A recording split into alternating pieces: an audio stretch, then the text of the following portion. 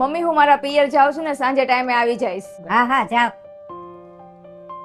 Mummy હું જાઉં છું હો. તું ક્યાં જા છો? હું મનીષાની હારે જાઉં છું. હા પણ એ તો ઈ એકલી વહી જશે, તારે હું એની હારે જવાની જરૂર છે? જ્યારે હોય ત્યારે એની પાછળ પાછળ હાલતો થાશો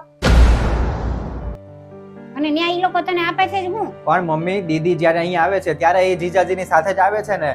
હવે ક્યારેય દીદી એકલી આવે તો તમને ગમે? અને હું ક્યાં ઓફિસેથી રજા મૂકીને જાઉં છું, મારે વસ્તુ આજે રજા છે તો હું મળીને આવું ને. અને તમે એમ કહો છો ને કે ન્યા મને હું આપે છે, પણ આપણે કાંઈ વસ્તુ લેવા કે દેવા કોઈ વસ્તુ એવું કાંઈ નથી કરતા આપણે. અને લેવા દેવાનું મહત્વ નથી, મહત્વના સંબંધો છે. અને સમજતા દીદી અહીંયા આવે છે તો આપણે શું એને ખજાનો આપી દઈએ છીએ? અને જે મા બાપે પોતાની દીકરીને 25 વર્ષ સુધી ભણાવી ગણાવીને મોટી કરી હોય અને એને મને સોંપી દીધી હોય તો આ ઋણ તો હું એને ક્યારેય નહીં ચૂકવી શકું. એટલે જેટલું બને ને એટલું મારે એનું ધ્યાન રાખવું પડે.